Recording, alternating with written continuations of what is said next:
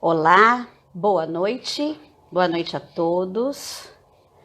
Na live de hoje eu vou falar com o vereador da cidade de São Paulo, Caio Miranda Carneiro. O Caio, para quem não conhece, faz um trabalho super bacana com a juventude de São Paulo, com os alunos. E ele vem aqui hoje para falar disso e de mais alguns assuntos, né? Nada normais, como pandemia, fake news. Deixa eu esperar o Caio entrar aqui. Vamos lá. Deixa eu iniciar meu cronômetro para controlar o tempo. Vamos lá. Assim as pessoas também podem ir chegando. Boa noite, Fábio. Tudo bem com você?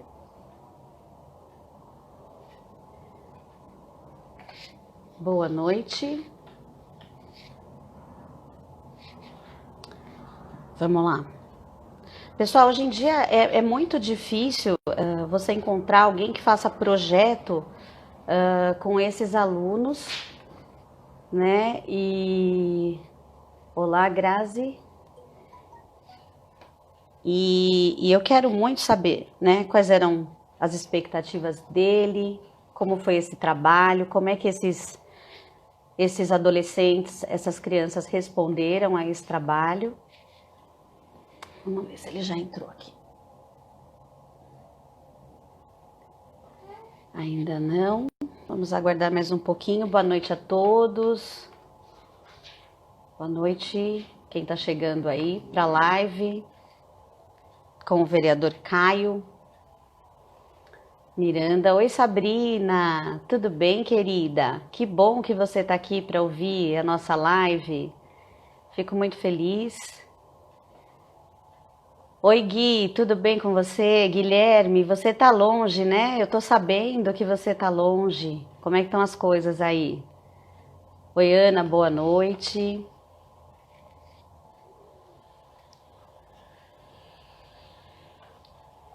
Oi, Duda, boa noite. Tudo bem? O pessoal chegando. Tudo bem, querida? Seja bem-vinda. A gente tá aguardando aqui um pouquinho. Olha, o Caio entrou. Deixa eu chamar ele aqui. Vamos lá.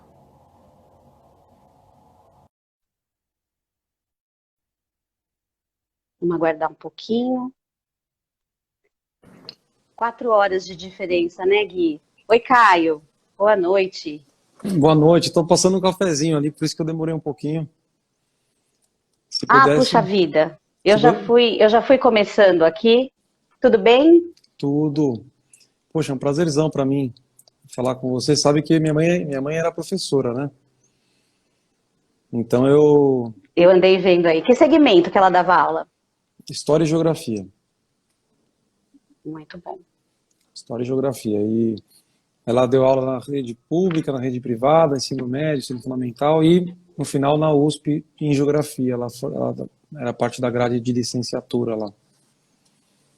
Puxa, que bacana. Então você sabe bem como é, né, a rotina de uma professora. Você teve aí. Eu vou desativar. Ai, será que eu desativo os comentários? Não, pode deixar. Porque senão depois. Senão eu não vejo você direito, mas eu acho que é bom deixar, porque se alguém perguntar alguma coisa, a gente já responde, né? É uma forma Também de as pessoas podem interagir, participar. sim. Caio, Foi. vamos lá, vamos conversar um pouquinho. Eu quero saber muito sobre esse seu projeto que se chama Parlamente-se. Eu acompanhei um pouco através de fotos e vídeos. E eu queria saber, queria que você falasse um pouquinho de onde surgiu a ideia de se trabalhar com essa juventude na política. Para mim esse projeto ele é um carro-chefe, assim, ele é o que deu sentido maior para o meu mandato, né? Porque basicamente consiste em a gente busca as crianças na escola, né? Se for da escola pública a gente disponibiliza ônibus e traz com lanche e tudo. Se for da escola particular ela já tem o ônibus, mas da mesma forma. E E aí eles visitam a Câmara, conhecem todos os espaços, vão no plenário, conhecem todo o prédio, tem palestras que explicam a história da Câmara, como que surgiu e tal. E no final eles vão no meu gabinete e a gente faz uma roda de conversa, que a gente grava, inclusive, a gente pede autorização, né, para os pais, tem que vir com aquela autorização de termo de imagem, a gente grava, Tá. e para mostrar justamente a dinâmica. E o projeto consiste em dar voz para o jovem, para a criança, e ao mesmo tempo também explicar um pouco o que é o parlamento. E aí a coisa mais engraçada é que a gente percebe que crianças de 8 anos já têm uma capacidade analítica, um senso crítico assim muito bom. Então, para mim é um prazer, porque eu aprendo com elas também. Caio, quais eram as suas expectativas antes desse projeto? Quando você, antes de começar aí com as experiências, o que você esperava que você fosse ter de tudo isso? Olha, Mônica, a gente primeiro que assim, o parlamento ele acaba sendo fora da curva, porque a maioria não vota, né? É, é facultativo o voto a partir dos 16 anos, mas Sim. muitos jovens não tiram o título antes dos 18. E então, assim, se você pensar numa lógica tradicional de um político, você gastaria seu tempo direto com eleitores. E esses jovens não são eleitores diretos, né? Mas de outra forma, o meu mandato antes do parlamento, ele ficava muito restrito em atender às demandas da população, questões de zeladoria, problemas nos bairros, questões de saúde, etc., que as pessoas entravam em contato. Eu continuo fazendo isso. A gente tem uma produção legislativa também muito rica, sou formado em Direito, eu tenho uma equipe técnica muito forte, então eu valorizo também a parte de legislar, a gente fiscaliza também gasto público, contratos, licitação. Só que o parlamento, para mim, ele fecha um pouco a minha missão, porque eu acredito que todo adulto ele tem que dedicar tempo para a juventude, para os jovens, porque eles são o futuro. Então, se a gente gasta tempo com eles para valorizá-los e mostrar para eles que a política é importante, quando eles forem adultos, eles não vão ser adultos que só reclamam, xingam e não conseguem fazer nada. Sim. E eu penso que assim, as crianças, às vezes a gente tem uma expectativa baixa em relação a eles. Quem não é da área da educação, né? Quem não. Então, assim, você acha que dali não sai muita coisa. E quando você passa a ter uma experiência com eles, de ouvi-los e de inserir nessa questão política, na questão democrática, você vê que eles têm bastante coisa para oferecer, né? Muito mais do que a gente até imaginava. Nós tivemos um projeto na nossa escola, onde nós ouvíamos os alunos bimestralmente. E cada professor, com a sua sala, nós realizávamos assembleias. Isso era de uma grandeza absurda, né? Porque você transforma as realidades, você transforma a visão, você muda bastante coisa ouvindo. E eu fui procurar os seus vídeos com eles, né? E eu vi a interação desses meninos com você e da propriedade que eles falam com você. Eles sabem qual é a sua função, muito mais do que muito adulto. Com certeza. Então, nas entrevistas, eles se remetem a você como alguém que está ali para ouvi-los, para ajudá-los na solução de problemas. Você teve numa MF chamada Mailson Delany, tem um vídeo seu, eu fui procurar. E onde eles estão indignados com a questão da quadra. E eles verbalizam isso para você de uma forma muito bacana, né? E como é que foi para você ouvir os alunos e os problemas deles? Você que já tem um histórico de conhecer de perto o que é, né, educação, porque quem tem mãe ou pai, professor, sabe na íntegra o que é a vida, a gente acaba verbalizando muito em casa. Então, como é que foi para você ouvir essas reclamações deles e ajudá-los de alguma forma?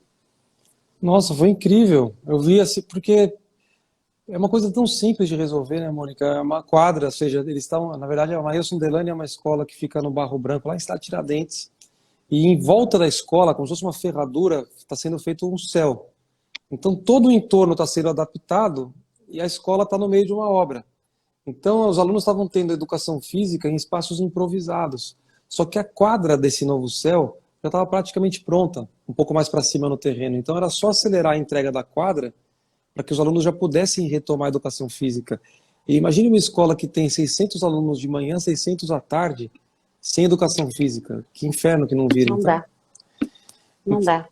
Então foi muito legal, porque aí eu falei para eles, isso que vocês estão pedindo é uma questão do poder executivo. Eu sou um vereador, então como é que a gente vai resolver isso? Nós temos que levar para o secretário e para o prefeito. Aí a gente levou para o secretário, e o secretário topou falar com eles, o prefeito também. Eles foram lá no gabinete do prefeito, conversaram com o prefeito, pediram esse pleito para o prefeito, e aí foi atendido. O azar é que quando entregou a quadra veio o coronavírus. Ah, que dó. Mas enfim, tá lá, né? E quando voltar, eu acredito que volte com força total. A gente tem algumas perguntas aqui, eu vou dar uma paradinha para ler, senão depois eu me perco. Tem o Eduardo que fala que o parlamento é um excelente trabalho de conscientização para os jovens, eu penso que sim também. E dos alunos dessa escola, Mailson Delane, que eles são exemplos. E aí tem uma pergunta aqui do Fábio. Vereador, o senhor acha que na grade curricular das escolas os alunos poderiam ter educação financeira, educação para o trânsito e educação ambiental? São vertentes importantes para o cidadão. O que você acha? Ah, sem sombra de dúvidas. Eu acho que a do trânsito é a primeira, é a mais importante, porque todo mundo vai ter que, como pedestre ou como motorista de qualquer veículo, desde a bike ao ônibus, vai ter que saber se portar. E aí a ambiental em segundo lugar, e aí qual que é a outra educação? É financeira. Educação ambiental e financeira, isso. E a financeira também é fundamental, porque hoje as pessoas estão empreendendo muito cedo, tem muitas boas ideias que não prosperam porque a pessoa não sabe estruturar o negócio, não sabe pensar a parte financeira. Então, mas aí você precisa saber matemática antes, tem que saber português, tem que ter. Então, a gente tem que dar tempo ao tempo, mas, por exemplo, educação de trânsito, para a criança tem que dar. Se a gente ensina a criança. Sim, Porque sim. a lógica do trânsito é o quê? O mais forte protege o mais fraco. Então, né, o pedestre é o mais frágil, depois a bicicleta, o cadeirante é frágil, a moto, o veículo, o caminhão, o ônibus. Então, se você entende essa lógica, seja como você tiver, você vai proteger o próximo. Essa é a visão, né, do trânsito seguro. Caio, esse projeto, o Parlamentos, ele é só o começo de alguma coisa que você poderia fazer voltada para os alunos, né? Tanto da rede municipal quanto estadual e da rede privada também. Que outros projetos você gostaria de realizar ou você acha que o Parlamentos e tal, tá bom? Você tem algumas Não, outras ideias? tenho muitas ideias. Ó, a gente tem um projeto na Câmara que já tem 18 anos, que é o Parlamento Jovem.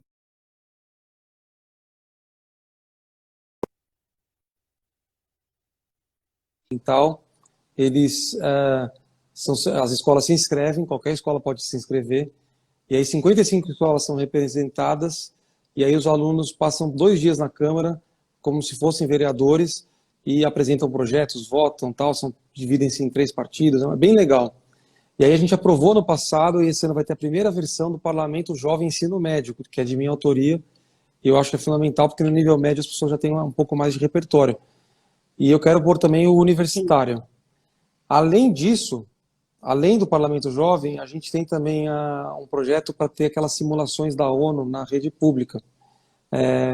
Porque a gente percebeu que essas simulações de Nações Unidas, em que cada um representa um país, um interesse e tal, desenvolvem muitas qualidades e competências no jovem. Às vezes defender uma ideia que ele não concorda, mas ele tem que defender porque ele é o diplomata daquela ideia e ter que argumentar e convencer o outro, tal, representar uma ideia, isso é muito legal, desenvolve a fala, a oratória. Então a gente está com esse projeto também, se aprovar vai ser mais uma conquista para a cidade de São Paulo. O que depende para aprovar esse projeto? Então, O que precisa? aprovar na Câmara com os vereadores não é tão difícil, embora a gente já está tendo dificuldade na CCJ, porque um relator não quer dar pela legalidade e tal, mas aprovar é uma etapa. Depois tem que convencer o prefeito. Ele tem que querer implementar, o secretário de Educação. Porque o custo é muito baixo e o retorno é gigantesco. Eu acho que tudo... Mônica, não sei se você concorda, mas eu acho que o universo escolar ele é um terreno muito fértil para a gente botar tudo que for política pública inovadora e que valoriza o indivíduo e que, assim, tem que ser lá. Então, eu tenho uma ideia, por exemplo, a virada cultural de São Paulo, da forma como ela está hoje, ela não agrega nada, ela é pão e circo. Ela é basicamente entretenimento. Se você cria um circuito cultural escolar, em que as escolas se inscrevem, e as etapas seletivas de dança, teatro, música, hip hop, grafite, tudo, fossem nas escolas, por região, por diretoria de ensino, e aí a grande final fosse na virada cultural, e aí os grandes artistas teriam a abertura do show por esses finalistas, você junta uma coisa que é permanente, que seria um festival cultural permanente, com uma apoteose artística. Aí você agrega valor. Agora, se gastar dinheiro para trazer grandes artistas só para um dia no Anhangabaú, eu não acho que isso é muito pobre. Então eu gostaria de ver isso em Poderia prática. ser além, né? Poderia ser além, porque nas escolas, parece que não, mas nas escolas a gente tem bastante conteúdo desse tipo sendo trabalhado, né? Pega uma escola como a que eu trabalho. Eu tenho professor que dá aula de teatro, tem professor que dá aula de música, então isso tudo é muito bem trabalhado na escola, né? E sobre diversos assuntos.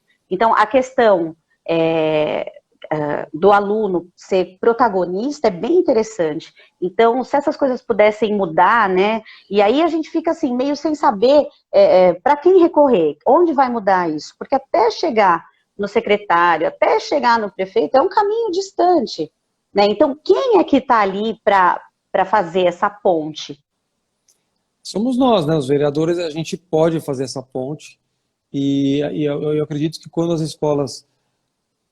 Uma coisa legal do parlamento é que quando você põe um vídeo de uma criança fazendo uma crítica correta, construtiva, pedindo uma coisa factível, fica até sem graça para o gestor não fazer. Porque ele fala, putz, é uma coisa simples. Então, eu acho que a gente tem que criar esses mecanismos. Todo mundo tem que se sentir parte do processo. São 55 vereadores. Você acha que 55 vereadores, numa cidade de 12 milhões de habitantes, tem condição de dar vazão a tudo que tem de demanda e de representatividade? É evidente que não. Então, eu acredito que a gente tem que dar voz, tem que ter ciclos de debate, a gente tem que pensar o futuro. Então, uma coisa que falta na política hoje, qual que é o projeto de cidade de São Paulo, dos vereadores, do prefeito, das professoras, diretoras de ensino, das mamães, papais? A gente tem que ter simpósios, encontros para a gente pensar isso. Qual que é a nossa grande prioridade? Que jovem a gente quer formar? Que condição a gente quer criar nas escolas? O que está faltando? Fica muito centralizado, distante, tem que mudar essa dinâmica. É muito distante, né? Eu venho de 22 anos de experiência numa escola privada e fui, antes disso, já havia ido para a escola pública.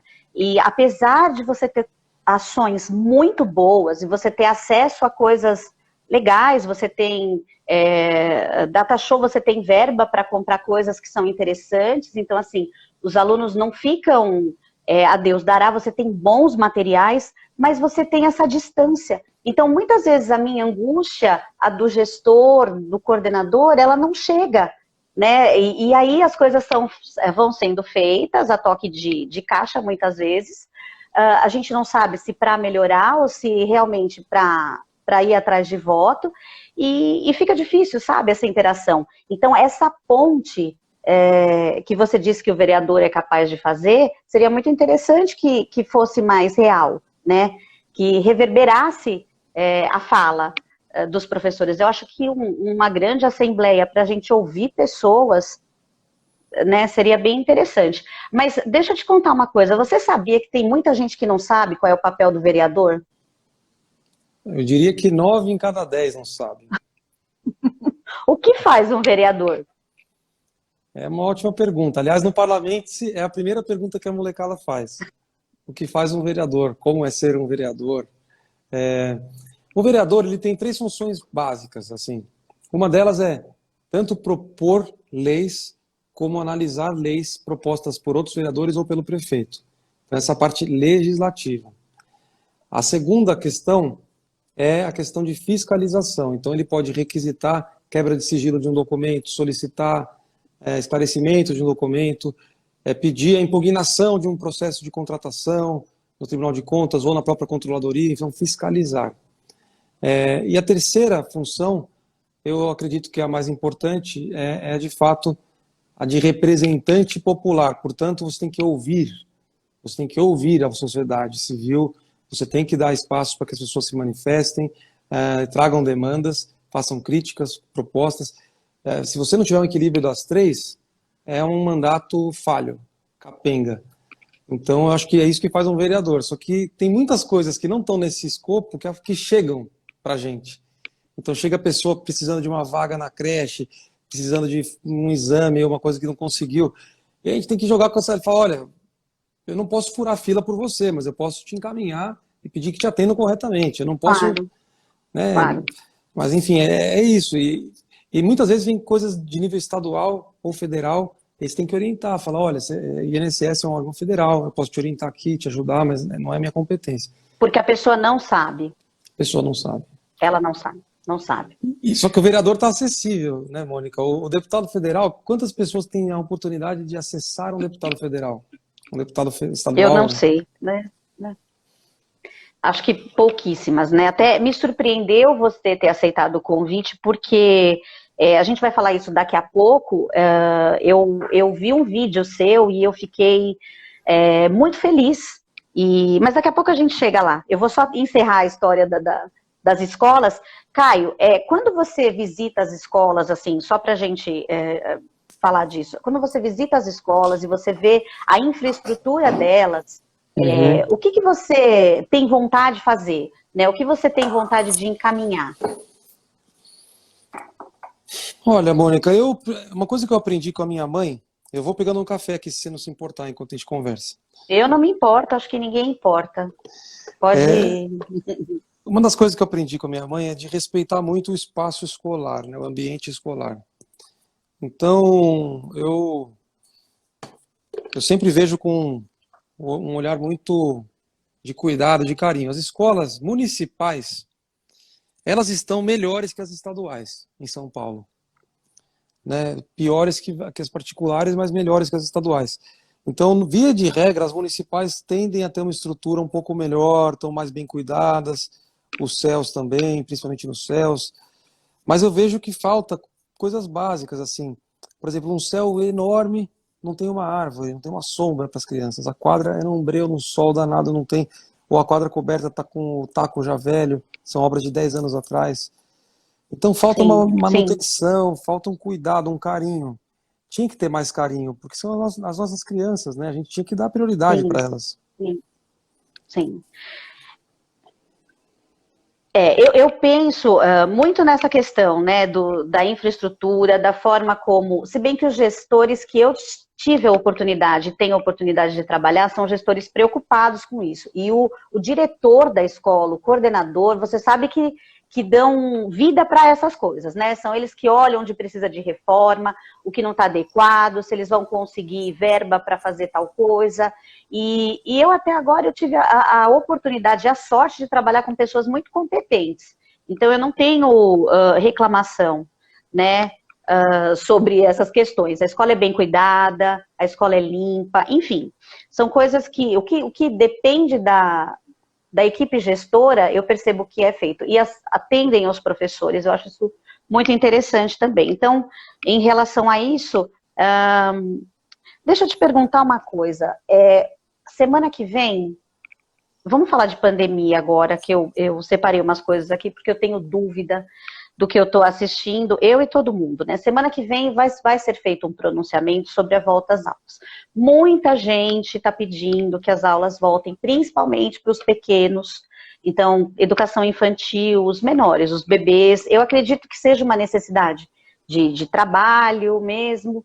E como é que você vê isso? Porque nós não fizemos o que deveria ser feito, que era o lockdown. Agora a gente vai colher, parece que frutos de não ter feito o lockdown, né? E o que você acha dessa volta? Se é que vai voltar, né?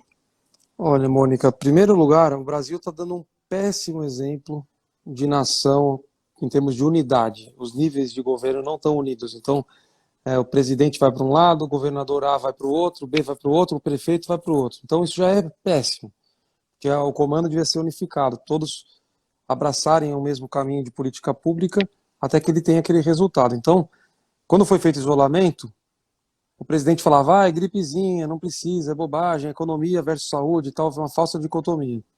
Então a gente ficou quase 3 meses com isolamento, que sacrifica bares, restaurantes, todo o setor de eventos, escolas, enfim, universidades. O que economicamente é péssimo, né, para todo mundo. péssimo, gera desemprego, gera recessão econômica. E não resolve a questão do vírus, porque a periferia não parou, a circulação de pessoas da periferia foi muito alta, e qual foi o resultado disso? Na periferia morreu-se muito mais pessoas do que no centro. E continua assim. Então, eu defendo uma tese que é a seguinte: como é que um estado como São Paulo, que é incapaz de testar todos os óbitos, a gente não consegue nem confirmar se os óbitos são de Covid ou não, a gente tem mortes suspeitas por Covid na estatística. Ele vai abrir. Então, o que eu acho que a gente devia se esforçar é criar protocolos. Inclusive, eu fiz um parecer junto com a economista Olívia Carneiro, que é minha irmã, mas ela é economista, tem mestrado em Chicago. Ela montou uma equipe, fez um parecer que permite o retorno das atividades por região conforme pontuações atingidas. E o foco dessa proposta é atenuar as desigualdades. Então, você pega bairros como Brasilândia, Sapopemba, que estão no ranking liderando de morte, a gente teria que ter um foco para que esses bairros parassem de liderar, para que eles possam retornar. E uma coisa muito interessante que daria para a gente fazer é o teste em grupo. Assim como você faz para exame de sangue, poderia ser feito para o Covid. Então você colhe 2 amostras de cada pessoa e você separa as pessoas em grupo. Então, por exemplo, numa escola, cada sala de aula poderia ser um grupo. Então, se você tem 20 alunos na sala, colhe dos 20. 2 amostras de cada um. Você pega uma das amostras e mistura num exame de grupo. Se esse exame der negativo, quer dizer que todos ali não têm o Covid. Se der positivo, alguém tem. Tá. Aí você tem que fazer a contraprova. Qual a vantagem desse teste? Você pode fazê-lo num custo muito menor, porque você faz em grupo. Então você maximiza e você rateia o custo. E você pode fazer periodicamente, a cada 10, 12 dias. E aí você consegue monitorar. Eu acho que se for feito isso, dá para voltar. Porque aí você faz o teste em todo mundo e vai isolando quem está com o vírus. Aí isso tudo vai virar número, né? Porque a gente tem que fazer o número de alunos, o número de professores, são números. Então, cada escola é uma situação. Então, cada número, aí você tem que ver o quanto isso fica para a prefeitura, se a prefeitura tem essa predisposição. Me assusta um pouco a ideia de voltar, Caio, eu não vou dizer para você, porque quando você tem uma pessoa próxima que teve o Covid você vê a doença de perto, muito de perto, dia a dia, e você vê que ela é terrível, né? Então, o óbito, até chegar no óbito, você passa por processos horrorosos, coisas que você nem imaginava que a doença ela ocasiona. Então, ela não, é um vírus terrível. Eu estou muito assustada, porque a gente tem uma pessoa próxima e os boletins médicos, a cada boletim médico você fala, gente, não era para ser relativizada como foi, né? A questão da gripezinha, essa briga toda, a gente em casa, eu não sei o seu sentimento das pessoas que estão assistindo, mas eu me senti assim, no jardim da infância, porque parecia que as pessoas eram crianças e governantes, pessoas que deveriam ter uma responsabilidade com a população muito grande, você sabe disso, e que demonstraram que não tem, que estão preocupadas com questões menores, no caso a política, para mim nesse momento é menor, né? Então, tudo isso foi acontecendo e a gente foi ficando, além da preocupação com a pandemia, a gente foi ficando cada vez mais angustiada, porque você viu que não tem ninguém por você, né? E quem tem está preocupado em fazer o seu nome para daqui a algum tempo ser candidato. Então, é terrível também ficar aqui nos bastidores, né? Eu imagino que para você, talvez tenha sido impactante, mas você tem alguma voz em algum setor, né, de liderança, e que você pode ser ouvido, você pode trabalhar com ideias, e é isso que você vem fazendo. Essa ideia dos testes em grupo, eu achei bárbara, né? Agora, precisa ver se realmente isso vai ser viável, porque, né, não se testa. O que a OMS indicou era teste, teste, teste. Eu me lembro disso em março. Até agora, né, quantos foram testados? Aqueles que têm suspeita. Então, não, e nem você esses, nem né? sabe. E nem esses, porque tem gente morrendo com suspeita. E aí você Então, que separar a morte suspeita da morte confirmada. E se você somar as duas, a gente tem mais mortes do que de fato está no número oficial. Embora tenha gente que eu acredite que vi, está inventado, é o contrário, está subnotificado. já disse o Átila, né? Eu não sei se você acompanha, eu procuro acompanhar as pessoas que estudam. Então, assim, qualquer pessoa não me convence, né? Eu procuro ir atrás das pessoas que são estudiosas, que a tempo se dedicam, né, nas pesquisas, porque não adianta você ficar ouvindo coisas aleatórias, né, achismos, e, né, como você faz se você for assim? Então, eu vi que tem enterros por dia, né, tem mais do triplo de enterros por dia nos últimos 3 anos.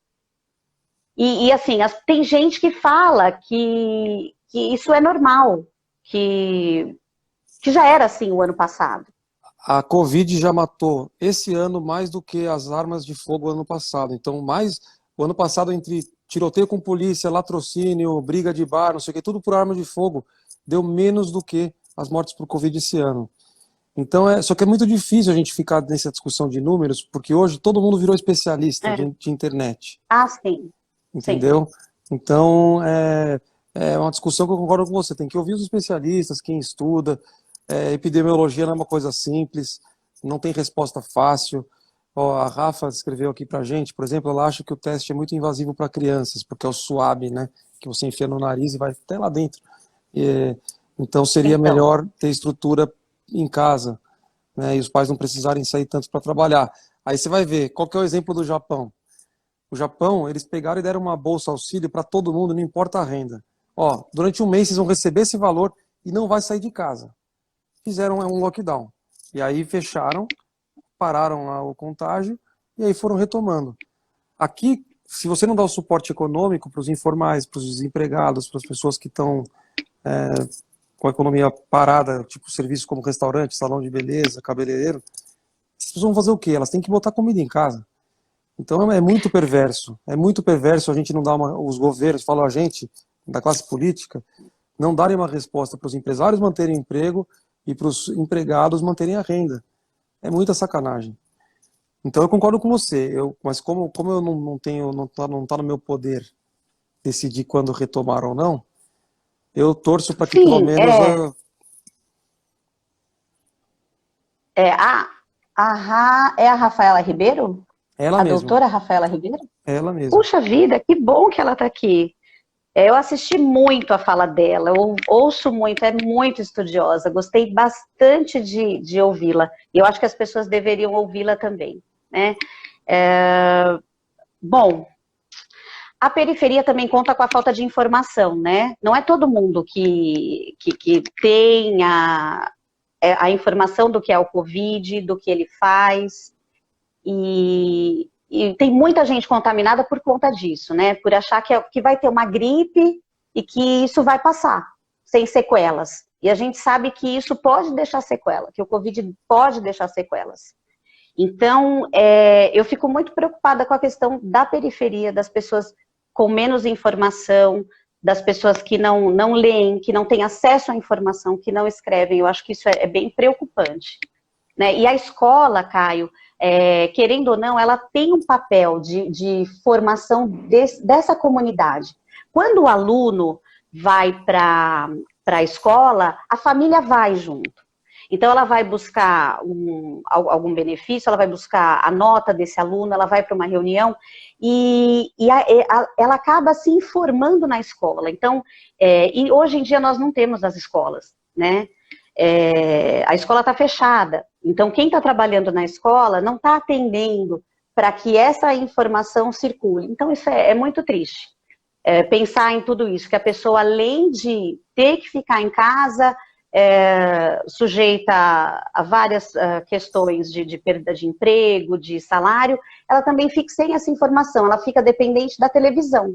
E o que ela vê na televisão nem sempre é interessante. Aliás, nem é na televisão, né, Caio? É as fake news no WhatsApp, os vídeos que circulam aí com 1 milhão de views. E a minha indignação e a minha felicidade foi que você foi atrás dessas coisas, Você foi nos hospitais. Eu queria que você falasse um pouquinho, especialmente, sobre as suas visitas aos hospitais de campanha. Eu sei que você já falou em vários vídeos, mas talvez as pessoas que estejam aqui não viram e aí possam propagar tudo isso. Olha, eu relutei muito em ir pessoalmente no hospital de campanha, porque lá é um foco de contágio muito forte. Então, meu pai tem 73 anos, eu não queria me expor também a virar um portador do vírus, né? Mas foi uma experiência riquíssima, porque os contratos são caros, são contratos milionários. Então, por exemplo, o contrato do Pacaembu com o Albert Einstein para 200 leitos por 4 meses é um contrato de mais de 5 milhões e meio de reais por mês. O contrato do AMB, da IABAS e da SPDM também vão lá, mas são 7 milhões e meio, passa de 15 milhões o total dos 3 contratos. Então é muito dinheiro público por mês. E fiscalizar isso Muito, muito. não é fazer livezinha lá, não adianta vir lá fazer videozinho, porque se houver fraude, a fraude não está evidente num vídeo. Ela tá no pormenor do contrato. É nas terceirizações, nas contratações, na alocação de equipamento, no número de insumos que diz que forneceu e aí às vezes não forneceu, o preço que pagou se está acima do mercado ou não. Esse tipo de auditoria você faz no gabinete, pedindo os documentos, uma coisa que é técnica. Mas eu fui, porque houve deputados que foram antes, e esses deputados estavam imbuídos de um interesse partidário de atacar o governador, e é uma bobagem, porque o hospital é municipal, então não é do governador, é o prefeito, no caso. Aí foram lá para ficar fazendo a guerrinha Dória-Bolsonaro, uma grande bobagem. E eu fui lá e mostrei, falei, olha, os leitos existem, a área que está desativada não é uma área que está sendo paga para ser gerida, ela foi montada como reserva técnica, eu expliquei tudo isso. E aí o que mais impressionou foi a dedicação dos profissionais lá, e é isso que eu quis trazer de mensagem. Por mais que você não goste de um governo, você tem que respeitar os profissionais que estão trabalhando ali, auxiliares de enfermagem, fisioterapia, sim, médicas, segurança, faxineiras. Essas pessoas estão ganhando seu sustento para pôr comida em casa, se expondo, para cuidar dos outros. Então, a gente não pode, por questão política, jogar no lixo o trabalho dessas pessoas. Então, a minha visita lá foi com esse foco, de humanizar e mostrar, se houver problema com essas instituições, com Einstein, com a SPDM ou com o IABAS, nós vamos para cima, vamos denunciar. Se tiverem alguma coisa, mandem para mim que eu vou atrás. Mas não misture governo e instituição com os profissionais que estão na ponta. Respeite esses profissionais. E foi essa lição que eu quis trazer. Eu gostei bastante, né? E eu acho que assim, essas pessoas que foram antes lá, elas prestaram um grande desserviço. Mas eu tenho a impressão que a ideia seja essa, né? De tumultuar, de criar alarde, porque se você for ver um vídeo desse, quantos views, quantas visualizações tem um vídeo desse? Muitas. Né? Então, a ideia não é apaziguar, a ideia é tumultuar e gerar o caos. Né? Isso é muito triste, você vê um cargo político, que são pagas para ajudar a população, se prestarem a um papel desses. Né? É muito triste. Eu fiquei desencantada, eu fiquei triste demais com o papel dessas pessoas, né? E feliz, porque em seguida, eu acho que numa semana onde o presidente disse que era para as pessoas irem para os hospitais, filmarem, eu fiquei arrasada, eu falei, eu vou parar de assistir qualquer coisa que esse senhor for dizer, porque já não está dando mais para a gente segurar aqui. E aí foi que eu vi seu vídeo e falei, opa, tem alguma luz aqui no fim do túnel, então, será que isso aqui viraliza? E mandei, e disparei para várias pessoas, né? Não sei se viralizou isso, porque coisas boas e bacanas é difícil de pegar, né? Você vê que tem tem menos views do que aquela coisa horrorosa que foi, né? E existe uma negação da realidade muito forte, né? Então, as pessoas querem validar seus sentimentos, elas não querem saber a verdade. A política é a arte do possível.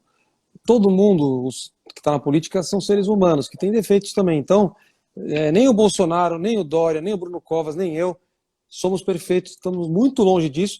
E se alguém vira fanático por um político, essa pessoa tem que procurar ajuda. Porque o político não está nem aí para essa pessoa. O político não está nem aí para esse bando de fãs. Você tem que ser cidadão, você pode dar apoio, você pode gostar, ter empatia, mas você tem que cobrar do político ética, transparência e trabalho. A gente não é favor nenhum nosso fazer o trabalho nosso. Então, só que, Mônica, a gente está no rebaixamento da política. Então, para combater o rebaixamento da política, é por isso que eu aposto nos jovens. Porque as crianças, eu tenho sentido nelas uma abertura muito maior, elas estão menos preconceituosas do que os adultos. Zero, porque criança não tem preconceito. O preconceito é dos adultos. As crianças têm muito mais Isso vem de sensibilidade. casa, sim. Sim. Não é? Elas são sensíveis. Eu vejo Sim. lá crianças que chegaram... Tinha criança que era mais Bolsonaro, a outra não sei o que, PT, e não sei o que lá, mas elas se respeitam, elas não brigam. Então eu sinto nessas crianças, me dá muita esperança. Por isso que eu adoro o Parlamento, eu adoro lidar com essa molecada, porque eles são o futuro e eu acho que eles têm capacidade de influenciar em casa. Chegar em casa pro papai, pra mamãe, pro irmão mais velho e falar, oh, não joga o lixo aí, pô, não usa esse copo descartável, e não sei o quê. E eles fazerem a mudança. Sim. Sim, Caio, eu acredito em tudo isso que você fala, sim, eu acho que é por aí. E eu queria te pedir um favor. Conta um pouquinho como é que você virou vereador? Você sempre quis, sempre teve vontade? É uma boa pergunta essa. Na verdade, assim, eu advoguei por 10 anos, né? Eu me formei em 2006. Então, eu morei um ano na Irlanda, que eu tinha que melhorar meu inglês. Voltei e advoguei. Advoguei na área de seguros, em escritório, seguradora e tal. Depois fui para o Tribunal de Contas, e lá no Tribunal de Contas do Estado, o meu ex-chefe, que é o conselheiro Dimas, que é um cara que é um grande amigo, que me orienta muito, ele falou, você não tem vontade? Eu falei, tenho, mas não tenho dinheiro, não tenho condição de concorrer. Ele falou, olha, as regras da eleição estão mudando. Se você fizer algo digital, talvez você tenha chance. Eu falei, tá bom. Você me dá um apoio aí? Se eu não conseguir, você me contrata de novo? Porque é um risco muito grande. Ele falou, não, fica tranquilo quanto a isso, mas tenta lá. Aí montei um blog, comecei a fazer vídeos no Facebook, no YouTube, e fui para a campanha. Minha meta não era me eleger. Minha meta era, claro, eu sonhava com isso, mas se eu fizesse 10 mil votos, eu estava feliz. Acabei fazendo 23.500 e entrei. Então, eu sempre gostei de política, meus pais sempre me estimularam e debateram política em casa. Eu fui presidente do Centro Acadêmico, 11 de agosto, na Faculdade de Direito, então eu sempre tive a política na veia, mas ser vereador nunca foi o meu objetivo de vida e tem sido muito gratificante até aqui. Eu estou adorando, aprendendo muito e é uma honra enorme. Tá terminando, né, Caio? Está terminando, faltam alguns meses. Nós vamos ter uma campanha para reeleição. Eu estou bastante tranquilo, assim, quanto a isso. Alguns sem educação me escrevem no Facebook, você não apoia o presidente, você vai ver a resposta virar nas urnas. Eu falo, amigo, se um dia eu tiver que virar refém de algo que eu não acredito para me manter, eu prefiro não ficar na política. Não vale a pena. Caio, se fosse só no seu Facebook, essa falta de educação, mas todo mundo que publica algo que não favoreça essa pessoa é xingado, enfim, faz parte, daí a gente exclui, deleta, bloqueia, faz qualquer coisa, porque é muito desagradável. Então, quer dizer que então você fala inglês, foi para a Irlanda, eu não sabia disso. Sim, eu tive, porque na área do direito privado, se você não tiver um inglês fluente, muitas portas se fecham, né? Então eu fiz cultura em inglês, estudei a vida inteira, mas eu não era travado. Então eu não posso dizer que meu inglês é fluente, assim, em termos de speech, mas eu me viro, assim, eu leio, escrevo e foi importantíssimo para mim. Eu consegui bons empregos depois porque eu tinha o inglês bom, senão eu ficaria com um acesso mais restrito. Muito bom, muito bom. Caio, e me fala uma coisa, qual é eu vou dar duas ideias para você aqui. Eu acho que tinha que ter um parlamento para adultos. Interessante.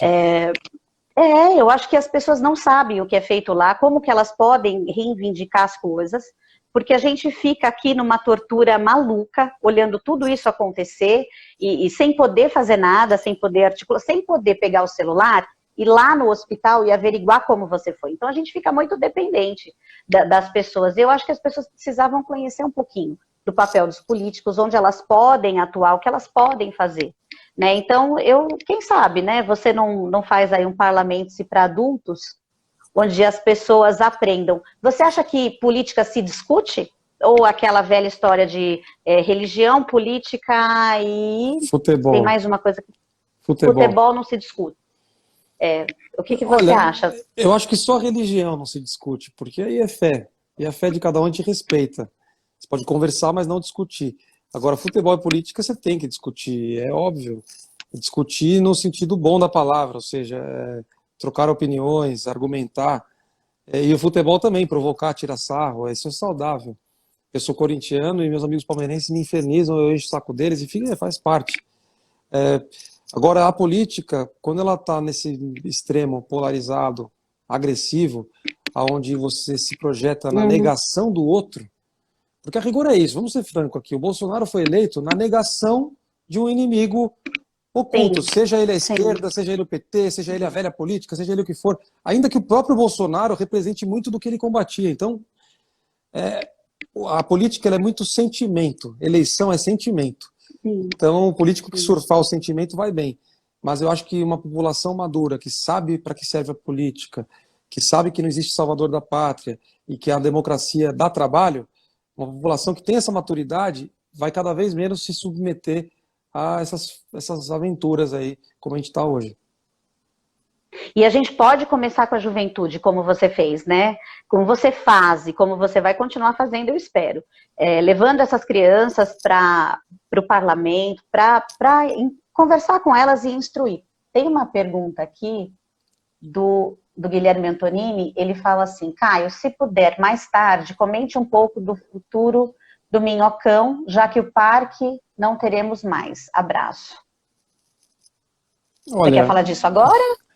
Eu vou falar uma frase só. Esse Minhocão aí é o meu karma. Eu estou lutando contra isso virar um parque, mas a prefeitura quer fazer o parque. Então, eu não afirmaria nada. Se depender da prefeitura, o parque vai sair. Eles estão licitando a obra. E por que você acha que não?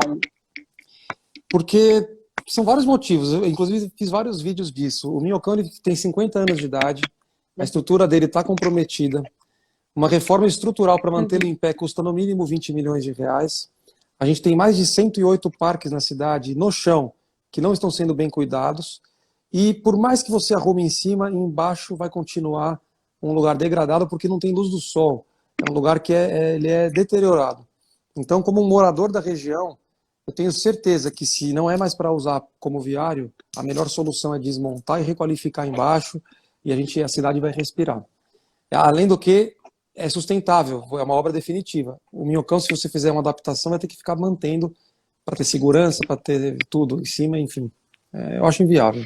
Às vezes a gente não entende um pouco, quem está aqui, né, vendo isso, porque em tantos lugares você está economizando, você está enxugando. Então, o que a gente escuta muito na política da prefeitura é que muitos lugares estão sendo enxutos, né? Então, o dinheiro aqui, o dinheiro ali, a gente está segurando, economizou-se tanto, e aí você vai fazer um parque onde você vai ter que ficar gastando com a manutenção. Então, assim, não dá para entender, né? Assim, qual é o custo-benefício disso. Se você poderia fazer outras coisas com esse dinheiro, né? Mas é o que eu falo para você, a gente precisaria conhecer mais, a gente precisaria ter mais acesso. Onde é que eu vou buscar essas informações? Eu concordo com você, né? Como é que você vai colocar um parque em cima de uma estrutura que você não sabe? Né? Quer dizer, que você sabe que já está, né? Já está deteriorado. Então, fica difícil. Tem outra pergunta para você aqui, peraí. E só para encerrar nessa parte do Minhocão, eu propus um projeto de decreto para que seja feito um plebiscito. Eu acredito que esse é um típico caso que, como o plano diretor já definiu que ele vai ser desativado e que deve ser feito ou parque ou desmonte, então que a população participe dessa decisão, porque ela impacta não só quem mora ali, ela impacta todo mundo, porque é muito dinheiro público que vai para uma área pequena, já privilegiada do centro, enquanto tem outras áreas que precisam do básico e não tem. Então eu estou brigando por isso, que seja feito um plebiscito. E os plebiscitos que estavam sendo feitos? Eu me lembro que há 2 anos, há 1 ano e meio, existiam vários plebiscitos acontecendo. Eu não tive mais notícia disso. Isso fica arquivado, isso acontece. São Paulo nunca teve um plebiscito, a cidade. Nunca teve tentativas, nunca foi para frente. Tentativa, ele propôs. Eu me lembro de ter até divulgado isso, porque eu achei bárbaro, e aí não ficou sabendo mais de nada. Acho que outras coisas, outras demandas, né? E a gente teve algumas questões de previdência muito sérias, e aí parece que o plebiscito sumiu. Não foi? O plebiscito, ele tem um custo, por isso que é difícil fazê-lo. Eu proponho que o plebiscito seja feito junto com o primeiro turno das eleições. Então, você, antes de votar para prefeito e vereador, você vai votar Minhocão, Parque ou Desmonte. E aí, dessa forma, você embute no custo da eleição. E isso pode ser feito com qualquer tema. Mas a gente não tem o hábito de fazer plebiscito no Brasil. A gente ainda tem uma aversão à consulta popular. Inclusive, as pessoas têm aversão porque elas têm medo que a opção que elas não concordam vença. E aí eu fico pensando lá naquilo que eu te falei, daquele projeto onde a gente ouvia as crianças, né, numa assembleia, onde elas falavam do lanche da cantina, elas falavam da limpeza do banheiro, e nós anotávamos tudo em ata, né, então havia uma pauta, enfim, fazíamos todo esse processo. O quanto aquele tipo de ação é importante para você ir ensinando as pessoas, né? E essas coisas não reverberam, né, Caio? Por que será que isso não se propaga? Porque são boas ações, né? O que você vê? Porque é uma democracia. Por que você acha que essas coisas, essas práticas não progridem? Elas têm que progredir, a gente tem que lutar para que elas progridam. Hoje você tem a rede social, você pode filmar, botar no YouTube. Imagina se cada escola tiver o seu Grêmio e cada Grêmio tiver o seu canal no YouTube e eles fizerem um jornal gravado ali. Eu acho que a gente tem essa facilidade, nós temos que estimular mais. E olha, Mônica, eu fui numa MF lá, Maurício Goulart, lá na cidade de Tiradentes também. Acho que 90, só tinha menina no dia, eram meninas de 8, 9, 10 anos. O nível de pergunta das meninas, elas falavam assim, eu quero ser criadora de games, eu quero ser geneticista molecular, não sei como, super específico assim. E aí eu falava, mas vocês seriam vereadoras? Elas olhavam assim, não. Eu falava, mas peraí, mas e você? O que você queria ser? Ah, eu quero ser veterinária para cuidar dos bichinhos, eu quero ser geriatra para cuidar dos velhinhos. Eu falei, ó, como vereadora você pode cuidar dos bichinhos e dos velhinhos. E você pode ser geriatra e pode ser veterinária. Ela então eu quero ser também. Eu falei, ó, então calma, vamos lá, eu fui explicando, porque eu queria terminar aquela reunião com jovens querendo vir para a política. E aí eu consegui, porque elas no final elas entenderam que elas podem ter a profissão delas e eventualmente virem a ser vereadoras e ajudarem com a expertise da profissão. Caio, e as meninas estão porretas, né, ultimamente. Elas estão gostando de atuar, de protagonizar as coisas, de pegar e isso é muito bacana, né? No contexto social que a gente ainda vive, né, de toda a violência, enfim, a gente sabe que isso é muito importante, né? Caio, tá quase acabando, tem 8 minutos. Deixa eu te fazer uma pergunta. Antes da gente terminar, eu quero uma indicação de filme, livro ou música, mas eu quero te perguntar uma coisa. É difícil ser político nos dias atuais? Porque as pessoas meio que se percebem aversas aos políticos. Como é que você encara isso? Nossa, eu acho que é muito difícil. É muito difícil, porque é um trabalho que está sem reconhecimento. As pessoas não reconhecem porque elas estão indignadas, então generalizam que todo político é vagabundo e ladrão. É difícil. As pessoas não sabem para que serve as funções, então também tem o desconhecimento.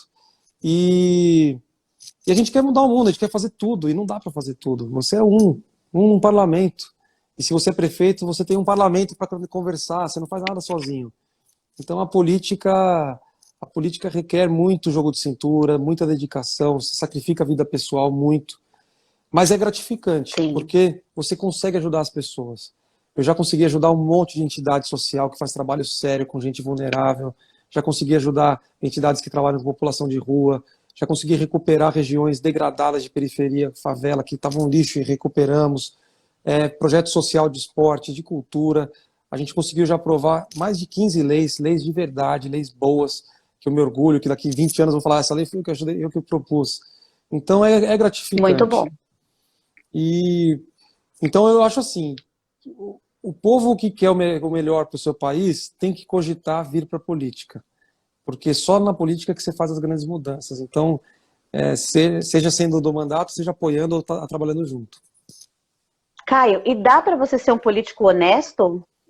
Porque todo mundo fala que quando você entra quando entra lá se desvirtua, né? Dá para você manter a sua ética no meio de uma política que já vem corrompida, de Anos-luz? Dá, é difícil, porque o principal problema da política é a eleição. É na eleição que você acaba tendo o desequilíbrio do poder econômico, que vai gerar, na consequência, a corrupção. Então, você se eleger com pouco recurso e se manter, eu consegui me eleger, vamos ver se eu consigo me manter. Esse é o desafio. Então, eu acho que assim, você tem que manter os princípios. Eu tenho meus princípios, por exemplo, eu sou no Partido Democratas, que em teoria é um partido da base do governo aqui. Só que eu sou o vereador que mais combate a prefeitura, porque quando eu vejo algo errado, eu vou para cima. E eles ficam falando, poxa, você bate mais que o PT. Eu falo, meu amigo, eu não estou nem aí. Se está errado, eu vou cobrar, porque o meu público vai cobrar isso de mim. Então, sei lá, eu acho assim, na política, assim como na docência, assim como na medicina, na ciência, se você tem seus princípios e você segue eles, você vai ficar com a consciência tranquila. E é isso que tem que ser feito. Que bom, que bom. Eu fico feliz que tem alguém que represente. E uma andorinha só faz verão? Porque você falou que é sozinho, né?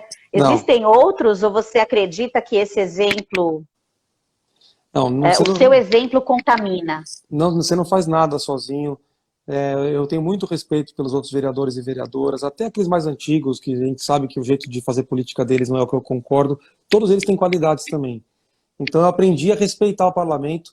Tem vereadora Soninha Francini, vereador Gilberto Natalini, vereador Antônio Donato, vereadora Janaína Lima, Fernando Holliday, que é mais de direita. Tem várias pessoas ali na Câmara que têm muito potencial e que cada um tem a sua qualidade.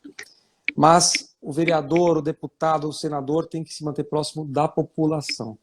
É a única forma de você não se fechar na bolha da política e esquecer como que é a vida real. Fica perto do povo, seja aberto a críticas, é a melhor forma. Muito bom. Caio, sua indicação, uma indicação de livro. Indicação de livro, deixa eu pensar aqui. Eu estou lendo um livro agora que É. é São Paulo, a cidade a capital da solidão, do Pompeu de Toledo. Eu até posso pegar o livro para mostrar a capa aqui, mas é um livro grande, ele é de história, né? Ele Uhum, mostra a formação da cidade de São Paulo. sei. Uhum. Para mim está sendo muito útil. Vou até pegar o livro ali. E filme, eu gosto muito do Leone, né? Era uma vez no Oeste, é um filme que eu mais gosto. E gosto de Perfume de Mulher também, que é um filme antigo, com Al Pacino, você com certeza Ah, conhece. maravilhoso. Sim, maravilhoso. E música, para quem tem Spotify, tem uma playlist no Spotify que chama Jazz Relax. Você pode botar lá que, assim, é só hit, é só música legal. Louis Armstrong. Já achei aqui também. Depois eu vou colocar tudo isso na timeline para as pessoas poderem acessar. Dá para Ou, dormir? Porque a gente não está dormindo, né? Com essa pandemia, o desespero é tanto. Então, se esse jazz relax vai relaxar, tá ótimo. ó, tá aqui, ó. Ai, que lindo. A capital da solidão. Eu anotei aqui. É muito Muito bom esse bom. livro. E depois ele tem, enfim, ele é muito legal. Mas é isso, Mônica, adorei, eu agradeço muito o convite. Se você quiser fazer em Puxa, outra obrigada, oportunidade. viu? Eu quero sim, depois a gente conversa de novo. Caio, olha, eu adorei, eu não sabia, mas eu adorei saber. Vai Corinthians, né? Fica aqui escondido, porque a Opa, gente nunca sabe. Coringão, Coringão. Mas que bom, né? Que você é mais um louco no bando, né? Então eu fico feliz. Mas obrigada por ter aceito o convite, obrigada pelas pessoas. Gente, eu adorei a doutora Rafa Ribeiro, porque eu sou fã dela de carteirinha, quando eu a vi aqui. Então eu vou mandar um beijo para todo mundo e para ela, porque eu fiquei muito feliz dela ter ouvido um pouquinho, né? Caio, obrigada e continue, por favor, por nós, né? Vale. Pelas pessoas que acreditam. Não, por favor, eu que peço a vocês, continuem acreditando no Brasil, não desistam por causa de maus políticos. Tem bons políticos também, e somos seres humanos, a gente erra também, mas a política reflete o povo. Então, se o povo quer a mudança, tem que praticar. Não adianta só ver no Facebook, tem que praticar. Tem aquele lance do racismo. Não adianta só postar Sim, a sim. fotinho negra lá, foto preta, em solidariedade. Você tem que todo dia se policiar para não reproduzir a discriminação que já é cultural. É um esforço que a gente tem que fazer todo dia. Isso é para tudo na vida. Olha, travou um pouquinho. A gente vai tentando mudar, né? Eu ética aqui, você ético aí, cada um com a sua ética, com a sua crença do que é produtivo, né? Do que é interessante manter. Caio,